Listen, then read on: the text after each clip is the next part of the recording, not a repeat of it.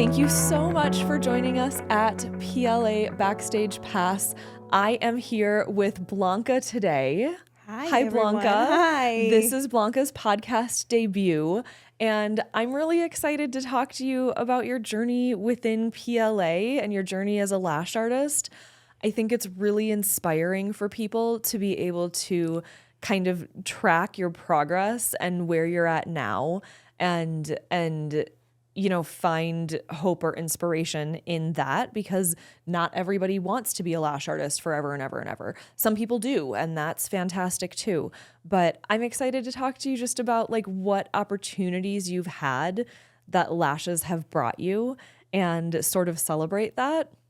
Yay. So thank you so much for being here. I'm super excited. I'm very excited to be here. I've never done a podcast, so yeah, this is great. This is great. We're just having a conversation. It's perfect. And if you guys recognize Blanca, it's probably because you see her on our social media, and not just one social media. You are like across all platforms. You are on Wax. You are on Nails. You are on Lash. You are on your own. You're on PLA Espanol. Right. And we just love seeing your smiling, thank you, beautiful face. Yeah, so. I do. I help with content, and then I'm also running the PLA Espanol page, which it's growing, and that makes me really excited because we're targeting another audience that we didn't have before. So yeah, that's really cool.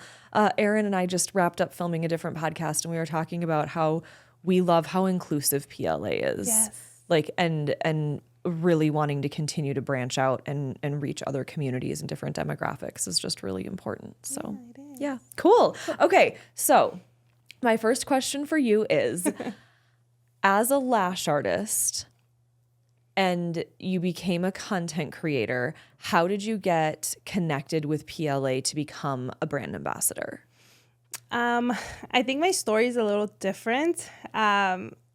I got lucky. I don't know it, actually. No? So, yeah. So okay. I'm learning right now. So I became a lash artist in 2020.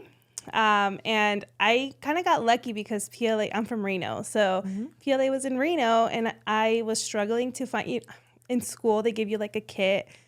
Oh. Well, back then, I don't know what they do now, but back then they gave me a kit with classic lashes, like in a little loose container. In a pot. Yes. In 2020, the world has moved on. Like, that's not even okay anymore. Yeah. And okay. The adhesive and the remover was just like not it. So I started doing my research, and someone told me, oh, well, go to Paris. And I was like, Paris? Okay. So I look up Paris Lash Academy, and then they were in Reno. So I placed an order, and I remember going there for the first time. They were still in the Maestro location. Okay. This was like before the financial location. Yeah. It was a very small. So 2 locations ago. Yes. Yeah. Okay. 2 locations ago. I remember walking in there. I went on my lunch break because I was working at the bank at the time. Okay. And I remember seeing our old customer service manager, Katie. She was like so happy to be there.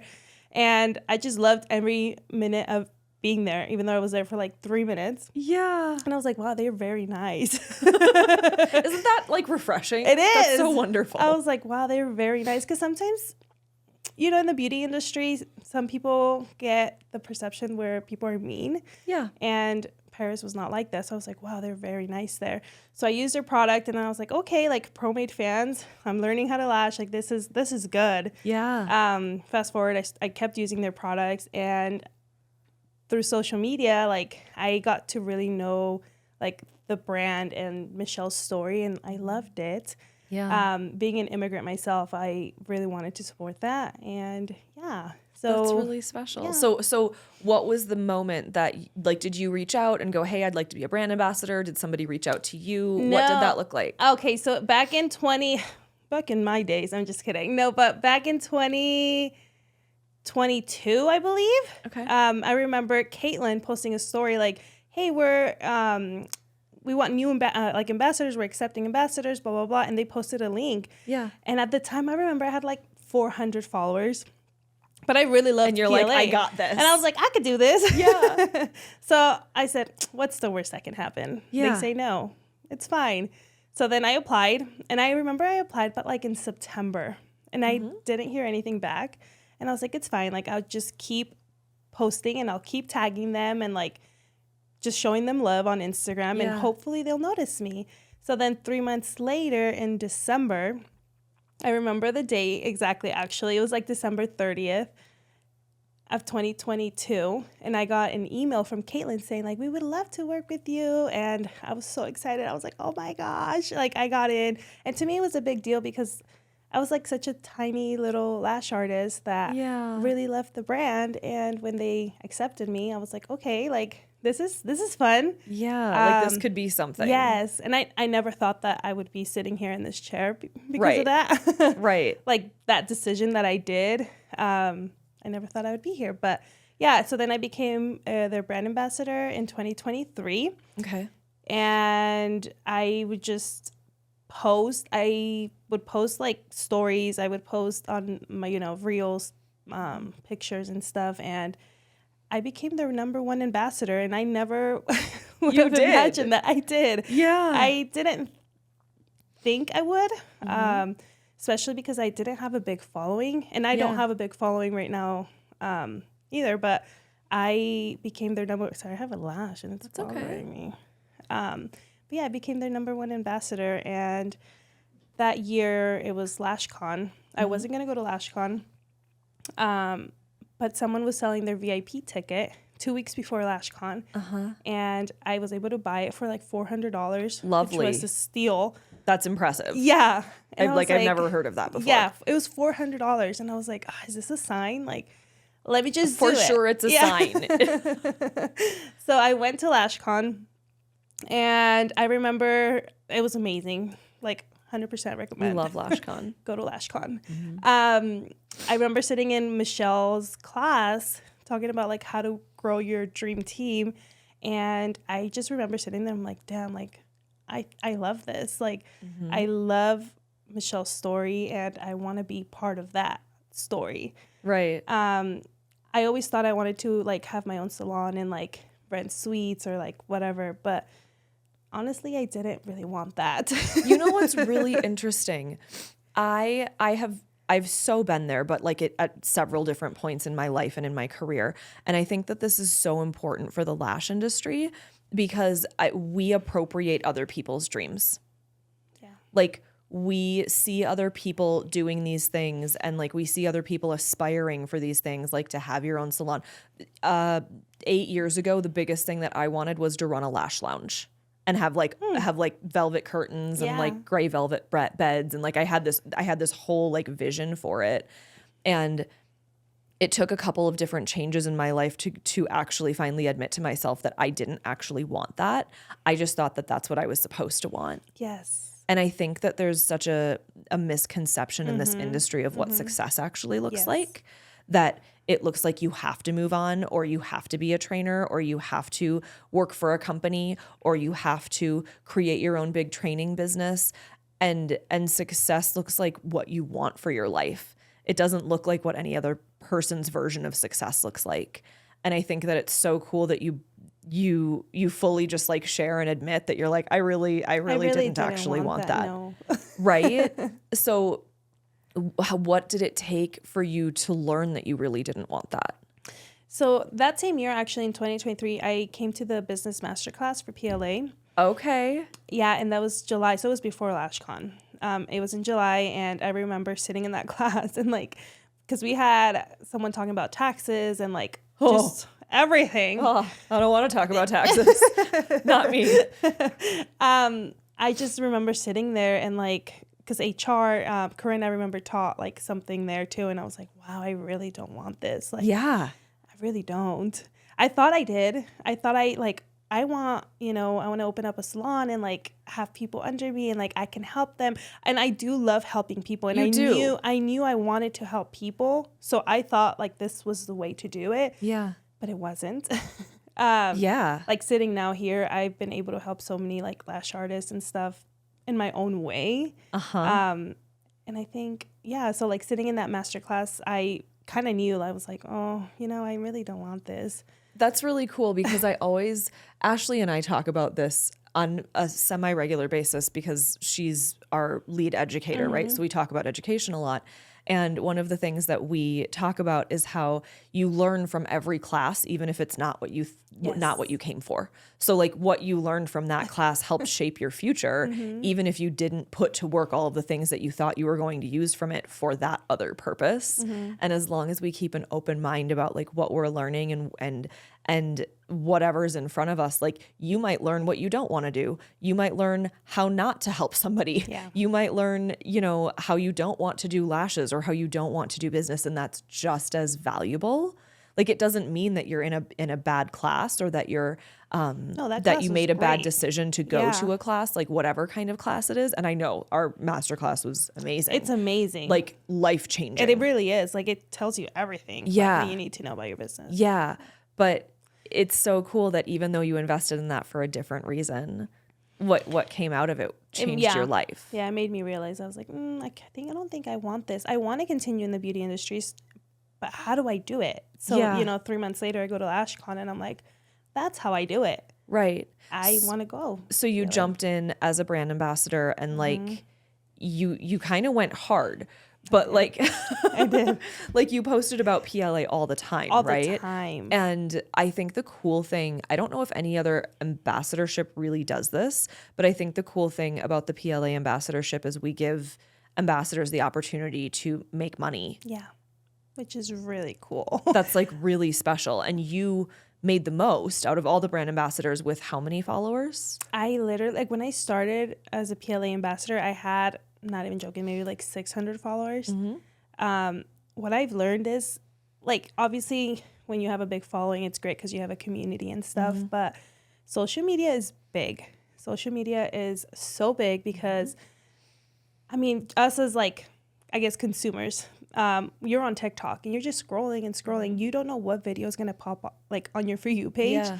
And if you're a lash artist, like, you're like, how do I make my own fans? And then like my video comes up, how to apply, you know, or how to make a fan, and your discount code is on the screen, they're going to go and buy it because that's just how it works. Yeah. So yeah, I didn't really have a big following, but you made a big impact. And I think that's the direction I'm going with this is like, you didn't have a huge following, but you made a big impact, and that made a huge impact on your life too. And I think that that's such a special thing. Like I was watching an interview that was from another podcast on Instagram, right? Yeah. From somebody that I follow that's not in this industry. And she has, I think, around 90,000 followers, and she took a step back from Instagram. So like, I really resonate with her story right now because like I grew a very large following and then I disappeared, for, you know, lack of a better way to put it. And it was really cool because like once I came back and I like started posting things again, and I felt like I wasn't making as big of an impact as I had before because I wasn't reaching as many people. And it was cool because she was sitting talking to somebody and I was consuming it on social media. And she was like, we discount the fact that like we think that the amount of views really matter, and we think that the followers matter, and we think that all of these numbers matter. She's like, but if you post a video and 500 people see it, you think that it's nothing. Until she's like, you need to sit here and imagine 500 people in front of you in the room and go, I reached that. Like I have goosebumps thinking about it. I reached that many people, right? And so for you were sharing a discount code. You were sharing your love of a product because you believe in it and it changed your life. But you were also sharing education, and you were sharing hope, and you were sharing a lifestyle that so many women want to be able to create for themselves, which is providing for themselves and their families. And that's amazing. And that impact is huge. And so I would just like to encourage anybody who's out there, speaking from somebody who I've had lots and lots of views, and I've had very, very few views, and I've had everything in between, right? But to make an impact doesn't mean that you have to have huge numbers. You don't. To make an impact, you can connect with one person. And so I would encourage anybody who feels like they need to have huge numbers, in whether it's in views or in followers or whatever, and they're discouraged with the fact that they're not seeing the success that they want to see on Instagram. Like, talk to the one person whose life you want to help or whose life you want to impact. And if you reach that one person, like, you've done your job and you've done it well. I think that, like, obviously you won't see success overnight. But the more you do it and the more consistent that you are, you will see it. You will. You will see it. And I mean, I'm not going to lie. Like, there was times where I would post something and, like, I would get nobody or whatever. No link clicks. But I was like, whatever. Like, I'll click it myself. You just kept going. You just keep going. And I'm a huge believer in, like, manifesting. And once it's out in the world, just manifest because it will come. Like, it's, and, like, don't give up on it. No. Right? Yeah. I like how you said, over the years, I've had so many people ask me how to become a brand ambassador for a company. And it's not necessarily the one that I'm even associated with, right? But they're just like, how would I go about doing that? Yes. And I think that it's the tenacity to, like, never give up. Like, if you feel like you weren't noticed for a little bit, we have our eyes on a lot of things. A lot. And so just don't give up. Like, keep going after it. It doesn't mean that it's not going to happen. Maybe it's just going to take some time, and that's okay. The brand will notice you. Like, if you love Celsius and you want to work with Celsius, Girl, just keep tagging them because they will notice you. I mean, I never tag them, but I should. You should. Yeah. Yeah, So you should. Here, go ahead. Sorry. No, that was like the perfect soundbite, but it was at the wrong moment, man. Okay. So I need to jump forward, and I need to fast forward to you came to work at PLA. And I remember because it was right after I had started and I was in your interview. Yeah, she was. I was like helping to interview you, and I was kind of I was like, I don't know what I'm doing here. Hi, I'm new too. Nice to see you. But tell me a little bit about what brought you to PLA and how you started, because you're not even in the role now that you were in when you came less than a year ago. Yeah, it's gonna be a year soon. Yeah. After LashCon, I shot my shot. I don't know if that's how you say it. I sent Michelle a message and I said, like, blah, blah, blah. You know, I love being in your class. If you ever have an opportunity for me, like, please keep me in mind. And that's all I said. Okay. 6 months later, she texted me and she said, hey, Blanca. And, like, my heart dropped. I was like, oh my gosh. Yeah. It's like, because, like, Michelle will say, like, she'll send a message like, hi, or like, and then I'm like, oh my gosh, is something wrong? Yeah, she waits. She says hi. And David's even off camera over here shaking his head, and he's like, oh my gosh, she does. She says hi. And then you just see the 3 dots forever, and I'm like, and you're like, I don't know what's happening. Michelle, don't do that. I think it's too deeply ingrained at this point. No, but she sent me a message and she said, hi, Blanca, like, I have an opportunity. Can you come by and talk to me? And I said, yes, I'll be there today. Right. Like, what time? I will drop everything. I'll kick my client out the door. See you later. Yeah. So I go and talk to Michelle, and then she tells me about this opportunity of, what was my role before? Social media something. I forgot. It was a while ago. Basically, she wanted me to manage her brand ambassadors. Yeah, you were caring for our online community. Yes. I think that's probably the easiest way to say it. Yeah. So I said yes. It was a big decision, but I knew I wanted this, and I knew I had manifested for this. And, like, I said, this is my time. Like, it's either now or never. Yeah. Yeah. So I took the position, and I started, and it was great. It was new. I closed my studio. I said bye to my clients. Erin just went through the same thing. And yeah, they still text me till this day. I believe it. And like, when are you coming back? Yes, like, if it doesn't work out, please tell me. I'm like, girls, I'm a year in. I think I'm fine. Yeah. But I did that, and it's been great. I love every second. So what are you doing now? My role changed about 3 months ago. It did. I am our customer retention and acquisition specialist. So I am kind of in the sales team. And I also manage our PLA Espanol page. I do a little bit of a lot. You do a lot. Yeah. So when you say that's like, I'm not going to say that's a fancy title and like write it off, but like that's a strong title for what your job is. So you literally get to like you get to reach out to people and you get to help them. Like if they had a concern or if they've been struggling or whatever that is, like you get to find solutions for them and help them. And it's amazing because I'm a lash artist as well.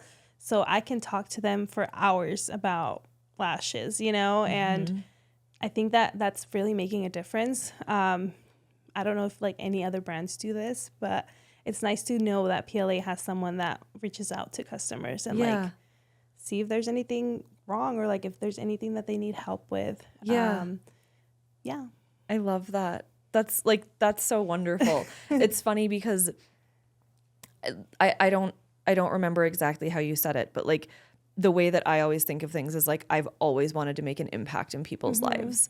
And sometimes I've wondered whether or not the job role that I currently occupy, and I'm talking about for years and years and years, like this is just always something that's kind of in my head off and on.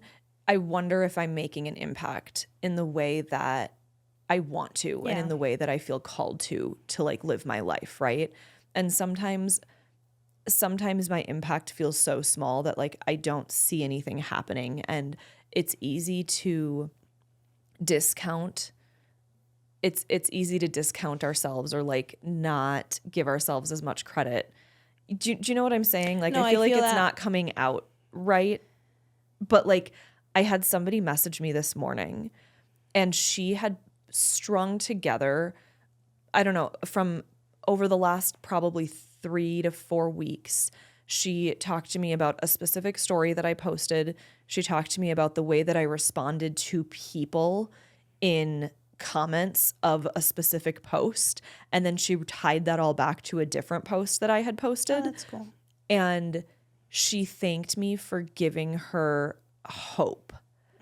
I love that. And like that her life can grow into something different than what it is right now. And I was like, I'm making an impact. You're making an impact. Yeah. And it's like I immediately reached out to her and was like, if you need anything, like let me know. I'm here.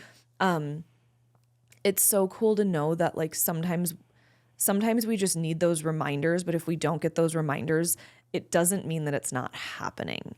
Right? Yeah. It doesn't. So like if you are on the phone with somebody and they don't verbally tell you, thank you so much, you made such an impact in my life, it doesn't mean that you didn't, because you have the opportunity to do so everywhere. Yeah. I think that especially with social media, you know, people will post, and I get this all the time because like when I was an ambassador, they would always ask me, like, people would always ask me, how are you not embarrassed to post? Like, how are you not shy to post? And I always told them that the more you do it, one, the more comfortable you're going to get. 100%. It's just real uncomfortable in the beginning. It really is. There's nothing about it. But, and two, like someone's always watching. Yeah. And like, even though that person is not replying to your stories or like they're not liking your stories, they're still watching because they like your content. Yeah. And they will reply to your story if you ever post something that they can relate to. Yeah. Just this past week, I was at the show and someone replied to my story. It was in Spanish, which is really cool. And she told me, she said, I met you in Vegas last year at IBS. And that was my first trade show with PLA. And they said, you bring the light to PLA, so keep doing what you're doing. And I was like, what? Like, I had no idea. We had, like, no, like, message history, you know? Yeah. I was following her. But just that meant a lot. I was like, oh, my gosh. Like, this person has been watching my stories for almost a year. Right. She's never replied. No interaction. But you've clearly made a huge impact in her life. Yeah, because she sent me that message. And I was like, oh, my gosh. Like, she was watching.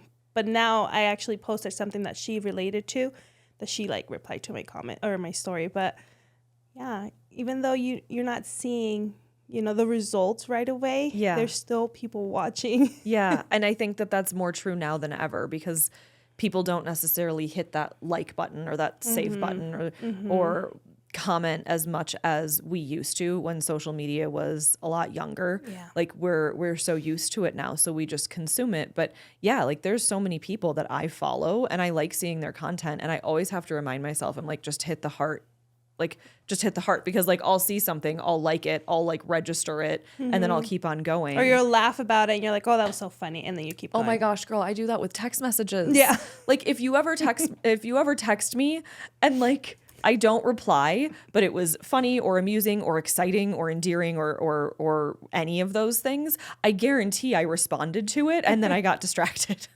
That is so funny. So like in my head I had a reaction to it, and then it's like it's the same thing with social media, you know? Yeah, I have over, this is kind of embarrassing, but I have over 500 unread messages on my phone.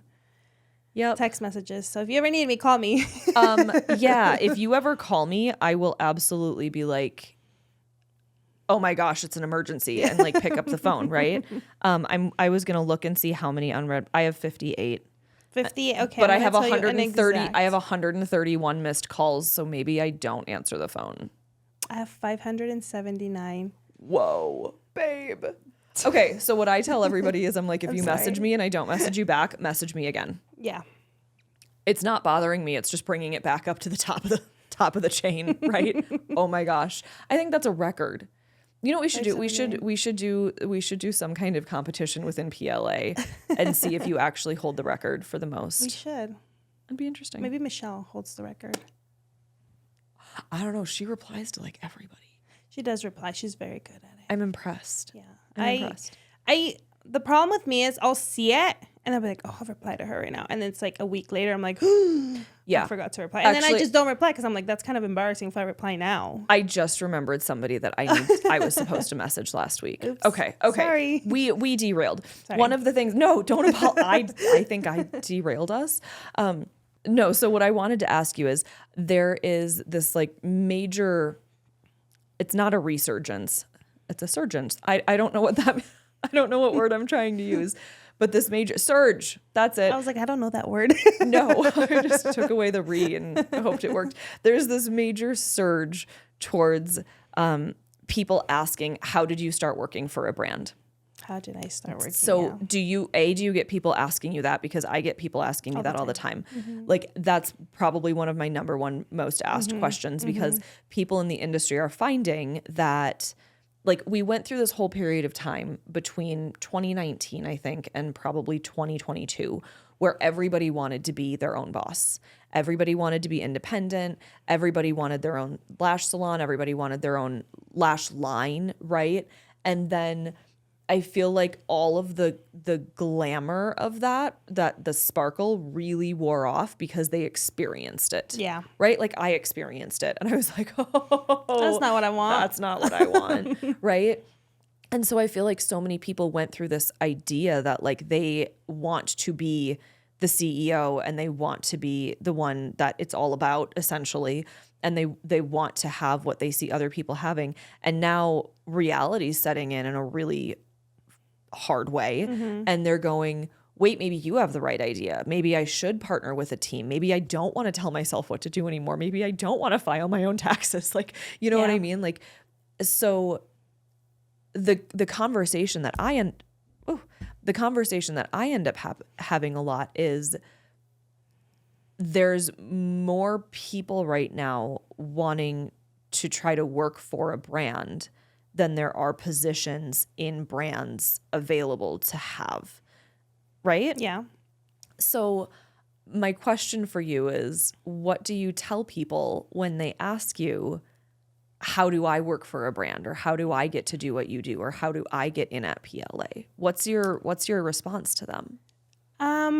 I think that even being an ambassador, you're already working with the brand. Yeah. So if you really like love a brand, I would suggest like you pursue ambassadorship. Yes. Yeah. Become an ambassador. The way I saw it is like get your foot in the door. Yeah. And like do your best at it. Like give it your all. Your actual freaking all. Like give it your all. Like if this is your job, because they will notice you. They will notice what you're doing for the brand, because our ambassadors are amazing. Like we wouldn't be PLA without them. Yeah. Like we just had a big launch and we had so many messages of people asking if they could be brand ambassadors with us. And I was shocked. Like, maybe. Yeah. I'll get you the application? And it's funny because we've been meaning to advertise and to bring up that we are accepting brand ambassadors, and that wasn't actually my intent in talking with you today, but that happened organically. So cool. Like we did want to put something out there to say, hey, we are looking for people to partner with. Yes. And if you love a company, like you really love a company, if you love great. them, yeah. The other thing is, if you love multiple companies, that's okay too. That's okay too, yeah. I think that there's also like there's this push for people to want to work for a brand, right? But there's also a push for people to feel like they have to be exclusive. And I love being able to have conversations with people and go, if you are all in on something, be all in on it and show the world that you are. Absolutely. If you're not though, then promote whatever you do, like from wherever you get it. And like, that's okay too. Like you don't have to feel like just because you're seeing people starting to work for a brand that's what your goal should be too. Don't appropriate that if that's not what you want. Right. Yeah. But at the same time, we love it when people want to be exclusive with us, but we also love people who aren't exclusive with us if that's not your mission. And I guess I just want to give like overarching permission for people to really like dive deep and see what they want in this industry instead of what they think they should want based on what they see other people doing. Because like what you've done with your career is really inspiring. Like people are so uplifted by that, and it gives them something to look forward to, and it gives them something to work towards. Yeah. Right? But I don't want them to feel like they have to do it the way that you did it in order to get where they want to go. No, for sure. I think everyone's road is going to be different. I thought I wanted to be my own boss because I had 2 babies. You know, I started beauty school when my little one was 2 weeks old. Yeah. That's ambitious. I know. Good for you. I know. Wow. I was tired of like the corporate world. And the only reason why I go like this is because I had a very bad micromanager, and she kind of pushed me out, and I was like, what do I do? And I remember being little and like wanting to go to beauty school, and I'm like, I think this is my time. So I remember being pregnant, and it was COVID. So there was like the biggest waiting list ever to join beauty school. Yes. So I was like, whatever, I'm just going to join, put my name down, and whenever it happens, it's going to happen. Yep. And I received a call literally like 2 days before I gave birth, and they were like, we have a spot. And I was like, bad timing. I was like, I'm actually like about to give birth. And they were like, so do you want it? And I was like, they're like, we don't care. To be honest. And then my husband was like, you should do it. Like, now is your time. Like, do it. And I said, okay. So I literally gave birth September 28th, and I started beauty school like October 10th or something. Wow. That takes guts. It was rough. So I started school, and I thought, like I said, I wanted to be my own boss. Like I could make my own hours because I have 2 little ones, and I can go on field trips, and then I was able to do that. Yeah. But like I said, I realized that that's not what I wanted. And thankfully I work for a company now that like still allows me to go on field trips with my daughter and stuff. And I'm definitely blessed. But yeah, everyone's road is going to look different. Just like really think about what you want for your future. Right. And then, like you said, put your all into it. I think that there's a lot of like tippy-toeing around. Like people are like, I really want that, but they're like, oh, I don't know. And so like there's part of them that holds back, or you know, there's part of them that stays reserved. And it's like, go in with your, I want to say it in a funnier way, but we're recording, so I'm not going to. Like, go in with your whole heart, right? Yes. And really pursue that, no matter what, because like those are the people that will end up making a difference. And I always say that if I feel uncomfortable and like I'm feeling nervous, or if I feel like I'm not supposed to be doing what I'm supposed to be doing, that is okay, because that's usually when I do something like that and I'm feeling that way, it's because it's just me like getting out of my comfort zone. Right. And that's where you grow. And that is where I grow. I have done that a lot this past year. But every time I like finished doing whatever, I was like, oh, maybe I shouldn't do this. I'm like, wow, I'm so glad that I did that. Like, I'm so glad that I applied to be an ambassador. I'm so glad that I went to LashCon, and I'm so glad that I texted Michelle and I'm here. That's really awesome. Yeah. So you touched on how it can feel uncomfortable when you're in a place of limbo or like moving into something new, and it's funny, I always say that I like change, and then because it's challenging and that's what I grow from, but like it's nerve-wracking and anxiety inducing, but it's also extremely exciting. And I was like listening to this thing on YouTube the other day, this message on YouTube, and the guy speaking was talking about that feeling of like you're in the middle, or you're about to go on a podcast, or you're about to walk on stage, and you're anxious, but you're excited, but you want to throw up, but you really want to see what happens. And it was, he said that the word that he tries to use is excitement. It's half anxiety, half excitement, because he's like, I get that a lot. He's like, I can't convince myself, that came out wrong. I can't convince myself that I'm just excited when there is anxiety attached to it, right? And so any major transition or any major decision, I would say, especially if it's a decision to go all in, is going to have that excitement attached to it. And so I want to acknowledge for everybody who's watching or listening that feeling anxious doesn't mean it's bad. Feeling the stress means you're feeling the pressure of change, but change is good. Change makes you grow. Change makes you get out of your box. And if there's something that you really want, you're not going to get it by sitting there waiting for it. Yeah, I think that if you want something, and like, how do you know you want something? If it's in your heart and if it's in your head all the time, you want it. You want it.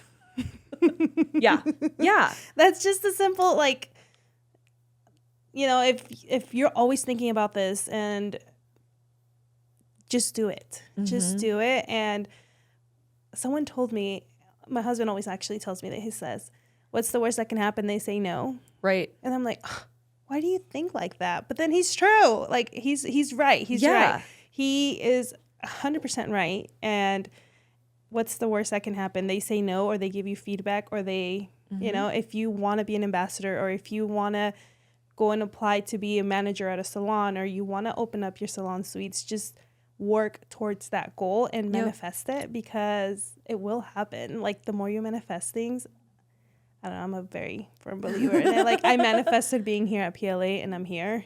Yeah. And like, that's crazy. It's really exciting. Yeah.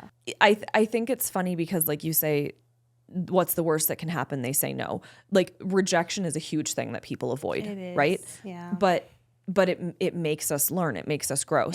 I would say the worst thing that can happen is that they say no, but don't take no for an answer. No, yeah. Like, don't give up on it. And I don't mean fight them. I mean, maybe go back and go, okay, this is why they said no, and I'm going to keep on going. The very first podcast that we did, I interviewed Michelle, and I asked her all of these questions. And one of the things that I really remember is her saying, don't take no for an answer. Yeah. Like, she was told no over and over and over again. Like, that feels like having the door slammed in your face over and over and over again, just as she was trying to open a salon, right? Yeah. Not even as she was creating PLA or TAD or all of the things that she's done with this company. And she, like, one of her biggest pieces of advice was, don't take no for an answer, or don't, it doesn't matter how many times you're told no. Yeah. Don't give up. Don't give up. And I think that's the biggest thing, is because sometimes people will be told no, and they will think, oh, well, that means that it's not for me. No. And it becomes so discouraging that they just like try to go the other direction, or live their life, or give up on it, and just don't let no stop you. I think that's like the biggest thing ever. Yeah. And like, if they say no, it's not for you at that moment. Right. Because your moment will come, and it'll come when you least expect it. Like, I never expected to close my salon or my studio within like 30 days. Yeah. You know, I never would have thought that was going to happen. But if they say no, just take the feedback and grow as a person. Yeah. Yeah. Yeah, it's worth it. And then don't give up. And don't I give love up. that. I think that is the perfect way to end your first podcast. Yay. I'm going to say happy birthday, even though by the time this airs, it will be past your birthday. It's okay. Thank you. What a fun thing. You've always wanted to be on a podcast, right? Podcast. You did a very great job. Thank What you. a great birthday. Thank you. And if you guys want to follow Blanca on Instagram, you can find her at PLA's Lash Bestie. PLA's Lash Bestie. I love that. If you want to follow me at Tress Larson. And they can also follow you On PLA Espanol, so it's PLA_Espanol. Right. Yay. Perfect. And if you have any questions for us, if you are interested in having a specific podcast episode from us, if you want to share any stories with us, go ahead and email us at backstagepass@plapro.com.